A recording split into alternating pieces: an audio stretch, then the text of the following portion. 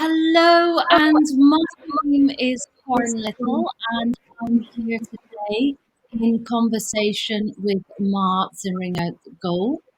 And Mar Serinya-Gou resides in Catalonia, and I'm joining you today from the ancestral homelands of the Council of Three Fires, the Adowa, the Ojibwe, and the Potawatomi nations. Um, as an organization, Out of Sight is really interested in the relationship between body and sight. And in today's conversation with Mark, we're really going to be unpacking that. As an organization, we also take affirmative action to ensure that we curate and present the work of a diversity of artists. And this has been really been our policy since the outset of the program in 2011, where the juror panels had the remit to select a diversity of practices, a diversity of candidates, and a diversity of voices, really to mirror the diversity of the publics as a means of building trust. Thinking this about this relationship between the body and land and sight, it's been interesting for me as the director and organizer of Out of Sight to observe that the land in which I reside is owned by Chicago Police Department. So when I have to organize the program, I actually have to ask the police permission to do the public performances. And they have the veto to say yay or nay. And, this is in contrast with with organizing public events in the UK, where when you organize an event, when I've organized events in London, I've just had to go and make sure that the site was available through the local police station because there's a public calendar. And so really, these are different, and so the public space is co-owned and co-shared with the community. So it's interesting to make these observations about site and the context in different countries that we are working in. And I just wanted to share that observation as I make a land acknowledgement. And today I am in conversation with Mar Serinya-Gou, who is very much investigating this relationship between body and sight and place. She is a visual artist and performer working in Catalonia in Spain. She has her PhD in fine arts and an MA from the University of Barcelona. She was formed in voice studies from the Conservatory of Barcelona and has since studied the relationship between the body and mind consciousness to understand how the body works. Her passion is to study the rhythms of the human body, the nature and society, investigating how they can live together in harmony. Her work consists of using her body as an instrument to listen and to explore. What moves her body when she is in a specific situation or place?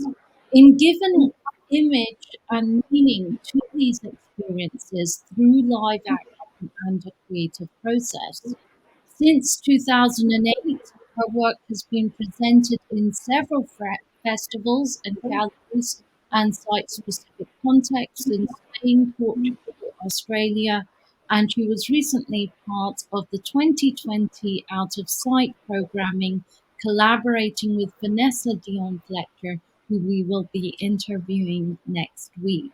So it is with great pleasure that I join you with Mar Serinya-Gou, and we're going to start by sharing two of her public performances. And do you want to introduce the first piece, Mar? Um, do you prefer that I introduce the piece? No, thanks for the introduction, Carron. Do you prefer that I introduce now or maybe later? It's up to you. It's up. Maybe late. Okay. First, see. Yes, let's have a look.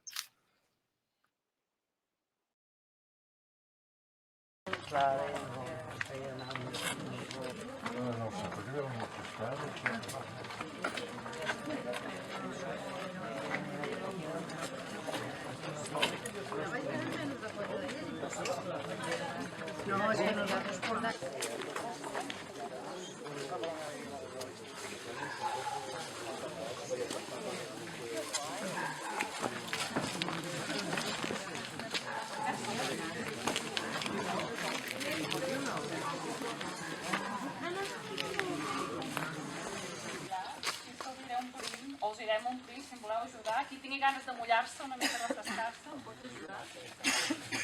i anirem cap a la vinya. I aquestes rosses no sé si haurem de fer els de paperó.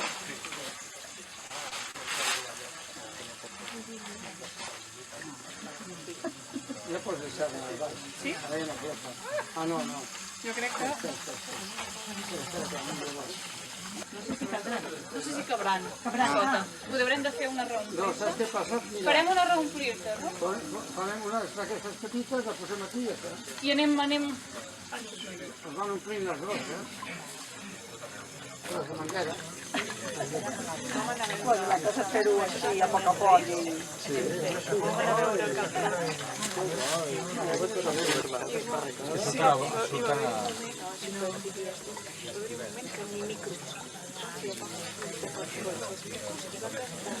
Està aguantant, no.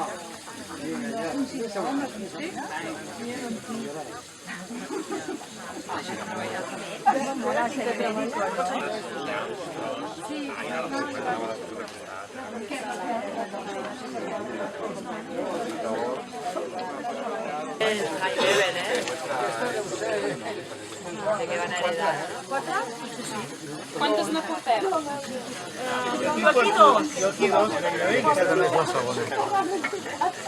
Si no farem... Ho deixarem. Està bé, Tanta casa. Tanta casa formada, pues aquella següent tienes que pensar en así que decís que lo que es más o menos, ¿no? Vaya espacio para poner cama, un mueble bonito, ya todo. Sí, están paradas porque... I ara farem aquestes petites ja. No, jo també. Com fas la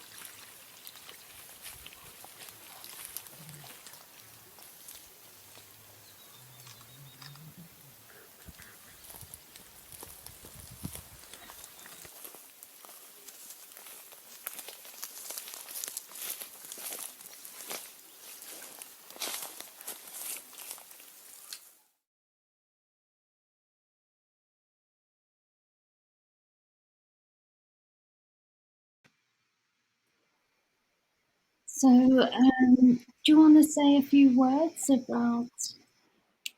Yes, let's try.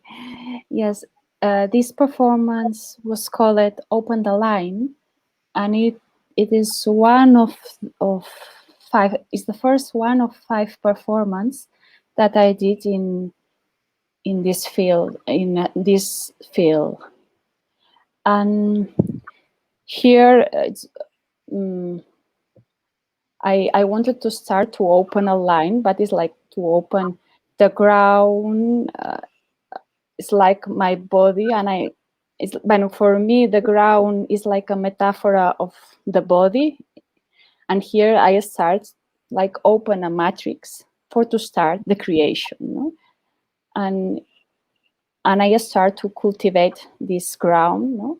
That also is like a metaphor of cultivate myself, no? And I transform the ground, but at the same time, the ground transforms me, no? It's like going inside and outside all the time, no? And this is the start of this series of performance, no? That I took during 1 year. I was working with this field, no? and it happened a lot of things, no, with this field, but it's all is about, no, the cultivation, no, cultivate myself, but the ground is all the time is like inside and outside, no, for to find a place, no, I don't know, yeah, something like this. Yes, we're going to expand more on that. Do you want to introduce the next performance? No. No? Okay. let's go to see first. Because I think this relationship between the ground and your body is very much, integral to this next piece as well. So. You will see more. Yeah. Yeah.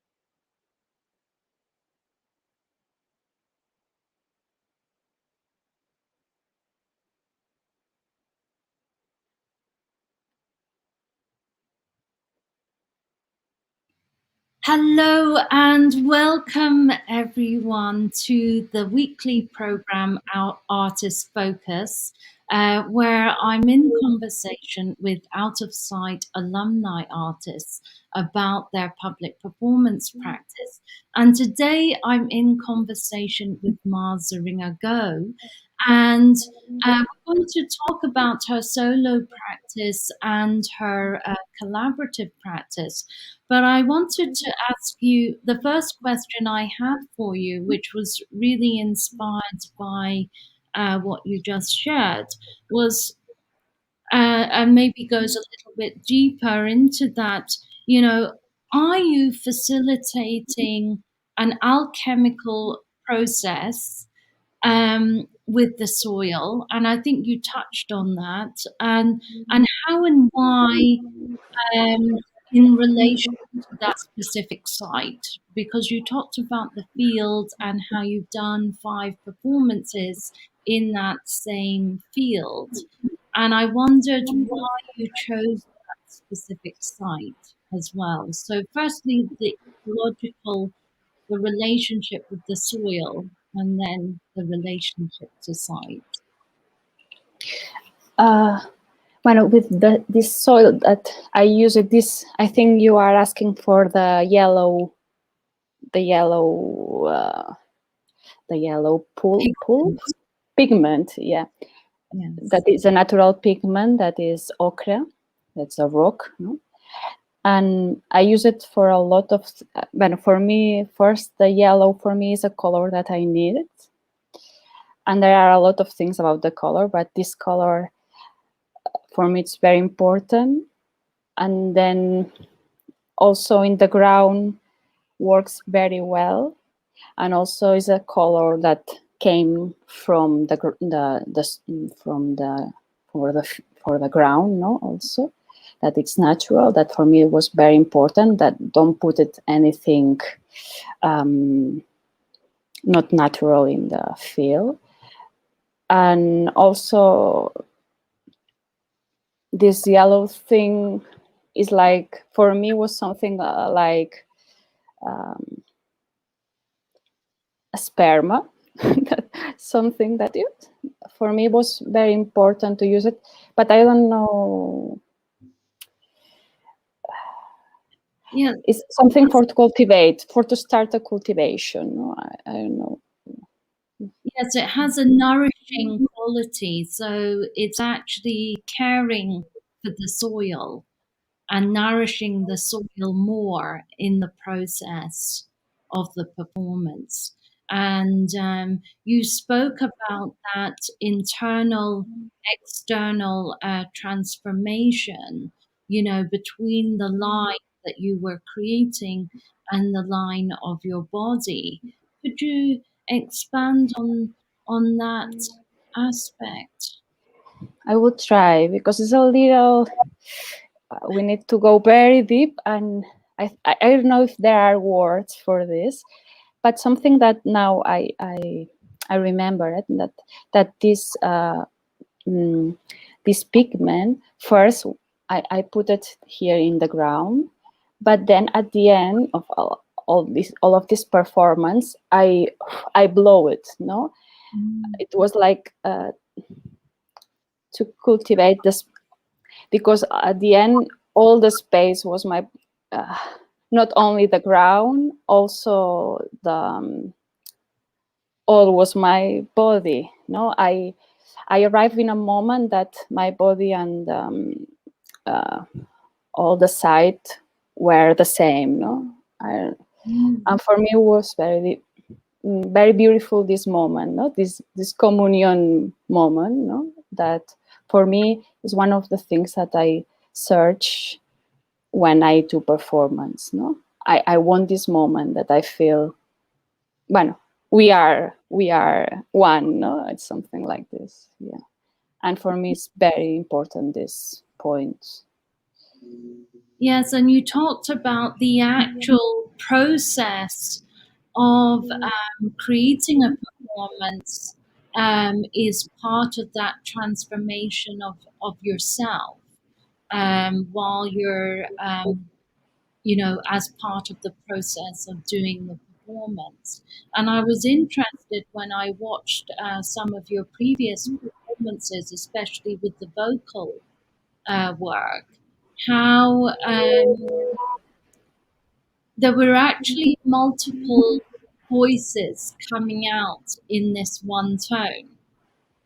And that takes me back to the second question actually I had, which was, why this particular field and why this site?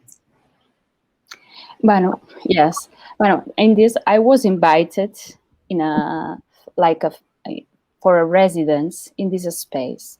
That is a fantastic place in the next to the Mediterranean Sea. That was a field of. I will search one moment.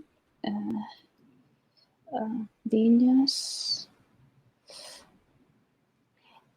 I don't know how you pronounce this. It's a field. It was before. It was a field of vineyard, wine, vineyards, A vineyard. vineyards. Yes. Okay. It was an old vineyard, but now it doesn't work as a vineyard. And for me, it was very important how to nourish this space, of how to nourish this space to return the life, But also at the same time, I was working with me, But at the same time, this field was working with me, and helps me, And yes, all the time, I think when I work, I feel this, this communication or this bidirectional movement, that is working all the time, But there are a moment normally that you don't feel like a communication. You are one, and this is amazing moment. This, I think, I do performance for this. I want to feel this, and for me, it's very important. Yeah. Yes, that's interesting. The resonance of the action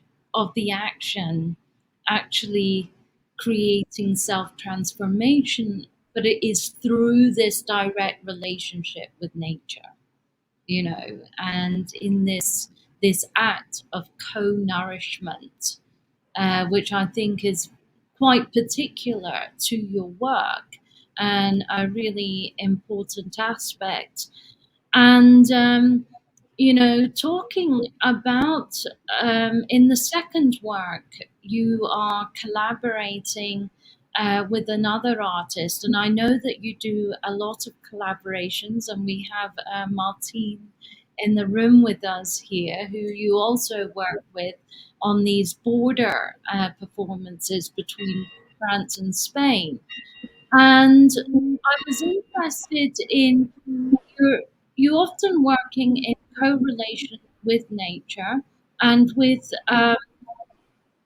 you often are collapsing the boundaries of hierarchy. Can you talk about why this is important? And maybe you just touched on this actually, but maybe can you discuss why this actual relationship between nature, because I do think this is the important aspect of your work, and climate, and care, and you're really employing these ethical principles of practice in the way in which you're working with nature. You are collapsing the hierarchies. And can you talk about why that is important to you? I just want to hear you. Mm. Sorry, because I don't understand the collapsing the hierarchies. Yeah, so you don't see yourself more important than nature. You see yourself as equal to Okay. and why is that important to you? Yes, but for me it's basic. But it's basic, no. But I want, and I want to stay in a place when I can have a really dialogue, no. And if you want to have a real dialogue, you need to stay in the same place. And we are all are in the same place, but sometimes we don't know when we think that we are up or down, no. But I need this place, because this place gives me good, but no, gives me sorry for my English. Fabulous. Yeah, this yeah. But for me, nature is like a teacher. Sometimes I feel nature more. it's more up, like it's up to me. Well, it's it's in the top of me, no. But I want to stay in the same level, and when I feel that we are together here, no, living in this space, we need to stay together to understand, no. And for me, I need to stay here in this place, in the horizontal place. Yes, this space where you're listening to nature and you're really kind of, you're a humble servant of nature. And I think this, I'm asking you this question because we are in a specific time, with the potential decay of the planet. And I think your work is very interesting because it is actually in direct conversation with how do we as artists impact the nourishment of nature.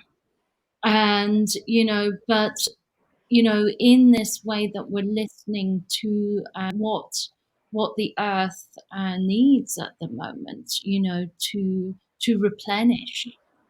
And could you expand on why it's important to you at this moment in time? Yes, because when you feel, really, when you can listen the nature, you can listen yourself, no. And now we need the same that the nature needs, and it's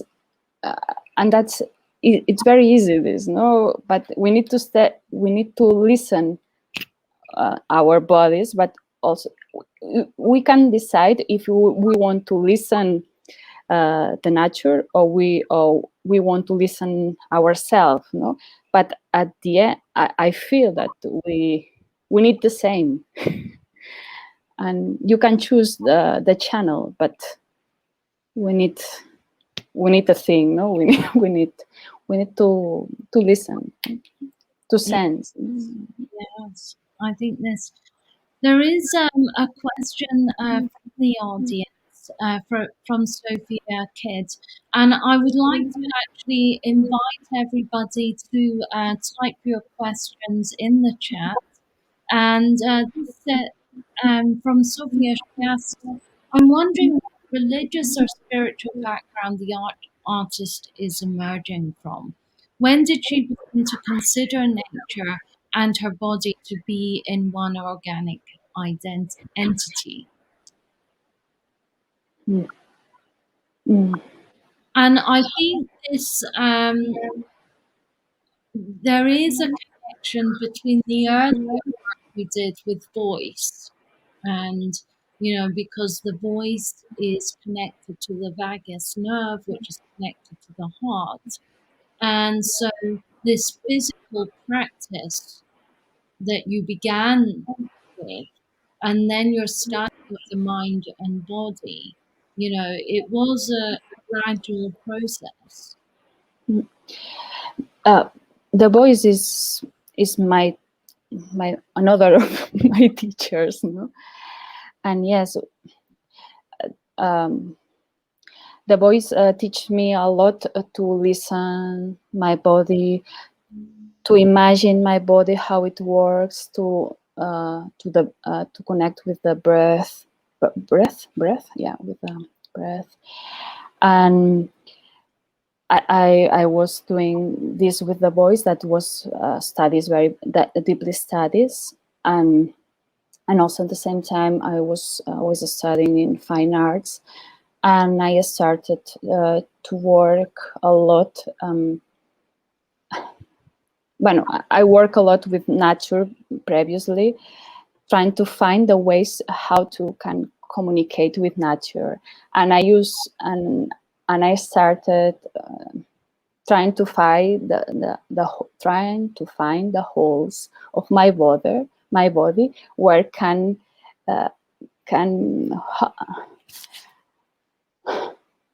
for where I can communicate with outside and the inside, no? But the breath is I think the breath. Yeah. It's one of the, it was very important for me understand this inside and this outside, no? And how, and then how your body starts to be porous. There are a moment that starts to be porous and the outside came to you, no? And you can feel the outside inside, no? And this moment is magical. I love it, you know? And yeah, and it was the voice, really the voice. And also singing, I had some experience, very hard experience, because when you work with the breath, you can go very deeply. Mm-hmm. And they teach me a lot. Yes, and that's actually, I do want to take time to talk about this, your connection to going back to body and sight, and really thinking about your relationship with a particular place. And so I'm going to bring up a photo of the most recent work that you've been doing. And I'm wondering if you could describe this piece and the specific relation to place that it has. Yeah. This is a work that I'm doing now with Marta Vergonyós, that is an artist and a friend, and is about food. And we decided to build this table that you can see here. But this table, to do this table, we decided to cut an old tree that was dead from a wood. How do you call it? Sorry, A tree. A tree. For a forest, from a forest. A forest from where the family of Marta came, and my family came, because we discovered that we came from the same, our ancestors came from the same place.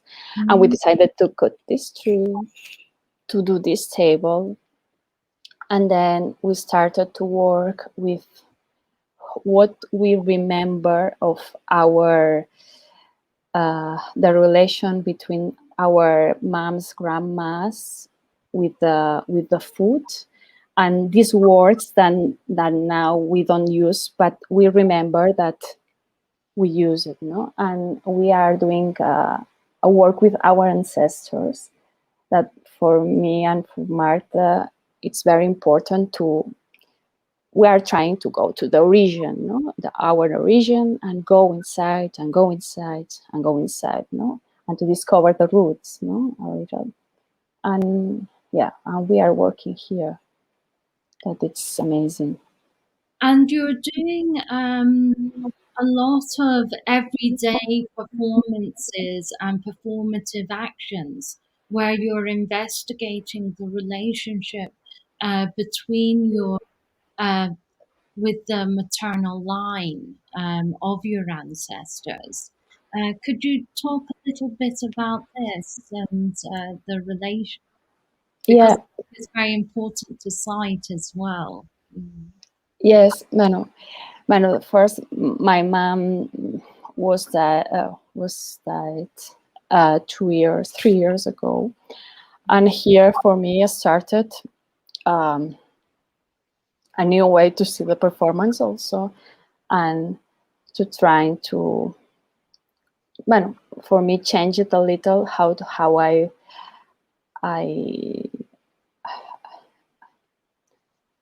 I look myself. And I remember one day that I was peeling vegetables, that I I saw my mom, peeling these vegetables, and I decided to do a piece, call it peeling vegetables, where I asked it, bueno, I said that every moment that I peel vegetables, I can see you, I can see my mom, and then I said that what um, how many mothers there are in my hands, peeling these vegetables, and I don't know, Yeah, and I was asking, who is peeling now really the vegetables? Is me? Is my ancestors? Is my mom? No, because for me it was like, wow, my hands are very old. No, where did they come from? Where they came? No, and for me, and here I started to go, and to the ancestors, and yeah, and I love it. I need my roots. I need roots for to fly. Then yes, yeah. Yes, and I think that's kind of. I was listening to an artist yesterday, talking about, being like gravity is her friend, and thinking about, but also it is about this sense of self nourishment, that you are gaining the wisdom and the physical, you're embracing this this knowledge of infinity within your own body in a way. And I think this is a very interesting um, you, part of your ongoing artistic investigation. And the last question I had for you, and I'm wary of the yeah, so I just want to make sure there are no more questions from the audience. So please feel free to type in the chat. And I do want to go back to something that Sophia raised earlier. And when she asked, what is the religious or spiritual background that you're emerging from? I okay, don't I'm not Baptist. I'm not. My mom decided to baptize me, and I don't have any religion and a spiritual background, voice and art. I think art is my religion, really, because with my art, I feel is where I'm connect with my spirituality. I find the way. I'm doing my way, using the art. I think art is my thing, because the only thing that I did a lot, it was music and arts, and this is my background, really. That's interesting because the French philosopher Paul Virilio talks about the contemporary museum being the equivalent of a temple in our contemporary society. And in thinking about the way in which you're using the performative act to really create this transformative experience, this co-nourishment, is almost a religious epiphany. And you talk about each performance, having um, dynamic, um, this dynamic experience for you. So my last question is, why is site and place important to your solo works and your collaborative works? And there's a question from Sophia. Is there a Catalonian school of natural philosophy that local people share and transmit through generations?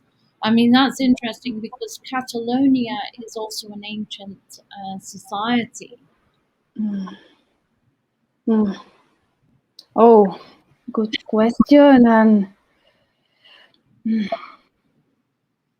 no, there is not a school of nature and philosophy, but we have a history. We have a language that is not very recognized, and we are in the border with France and Spain. Is a ground. It's a special ground, or not? Like all the grounds, no, but it's a place where it happened a lot of things, like all the grounds. But I can say that there are a lot of performers here,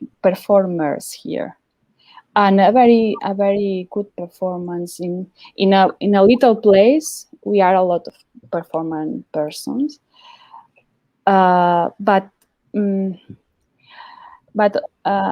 still there are people who, for example, my grandfathers, my mom also speak with the language use words very ancient, and I don't know what can I say, but yeah, but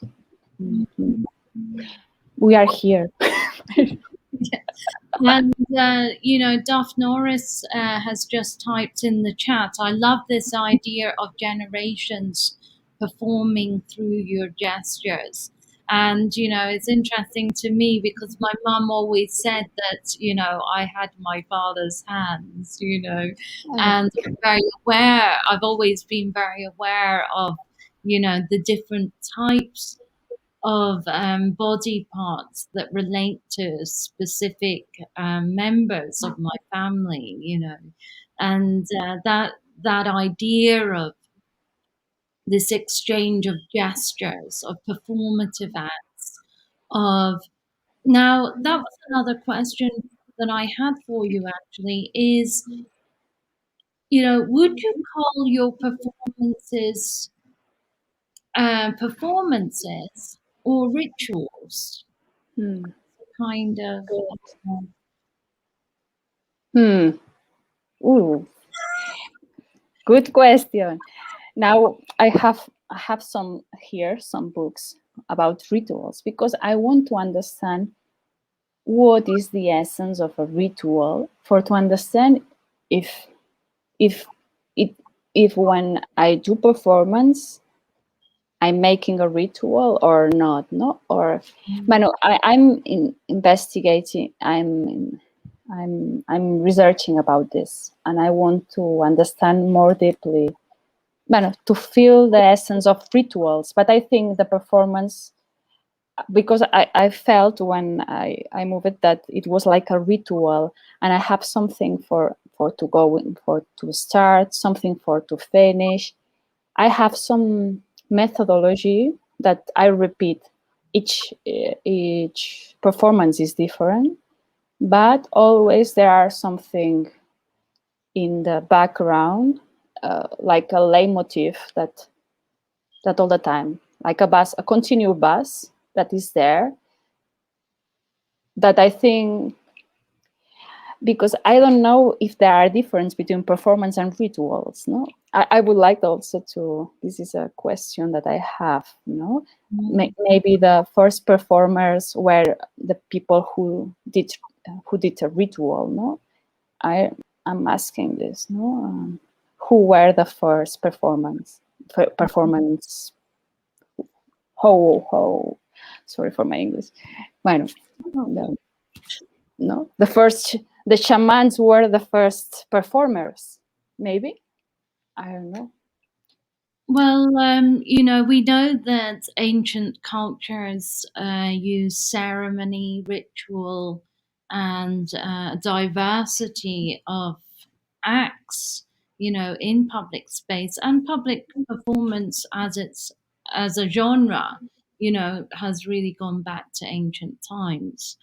Um, so I want to thank you so much for this conversation today, because I think it regrounds us in this dialogue about the necessity, especially in these times, where we need to see ourselves in correlation with nature. And I think what really came out that was very special to hear from you was this sense of co-nourishment that you experience when you're doing public performance with the land, and the necessity of renewal, rebirth of the land, of the physical land, and how you're really using alchemical processes to take care of the land, but in exchange that nourishes you. And so I think that was really interested, and then how you're actually communing with your ancestors through your gestures and through your body actions. So it was a very fascinating conversation today, and we had a lot more to touch on, but we've run out of time, and I just want to share with you all that next week I will be speaking with Vanessa Dion Fletcher, who collaborated with Mar Serinya-Gou last year for Out of Sight. And we have an exciting spring schedule for you this year. So we do hope you will tune in for these weekly spring sessions of the Artist Focus, really thinking about the body's relationship to sight. And I also want to let everybody know that we have a new performance coming up on February 26th with Experimental Sound Studio, who we're continuing a collaboration with in 2021 to support our artists, our artist community. And there are lots of opportunities advertised on our website. So we have upcoming, we have a deadline of February 28th for proposals from you for live streaming performance for our public performance symposia that we're hosting in May, and our public performance festival that we're being funded to produce by Chicago Park District. And so that's happening in August this year. So do hope you will think about submitting a proposal for public performance with Out of Sight.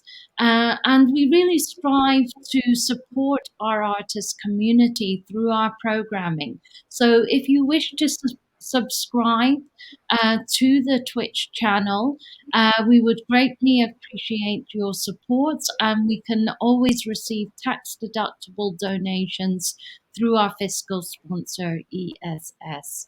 experimental sound studio, and a link to that is on the website. So do consider making a tax-deductible donation to support our artist community. And I want to thank everybody for joining us today. And Mar, do you have a few more thoughts or things? To say thanks, Carron, for all the work that are you doing. Thanks for this space that you are created and for to take care of us. Thanks. We need a lot of people like you. Yes. Yes, especially at this moment while artists around the world have had employment opportunities cut. And, I know myself, I had all of my artist in residencies cut last year, and they're beginning to be reinstalled for 2021. But we really need to think about economic structures to support artists, and that is why we had that ethos from the start of Out of Sight. To really think about an economic structure to support our artists, but also thinking about that care that it takes to create work in public space. Because we are, going back to what I was saying earlier, we are in relation to sight, and we're working in this specific environment of Chicago. So it's an interesting dichotomy, to think about. So I just want to say big thank yous to all of our audience for tuning in today. You've been a fabulous, warm audience. So thank you so much for joining us. And I wish you a good week and hope you tune in and join us next week for the conversation with Vanessa Dion Fletcher. So thank you all again. Thanks.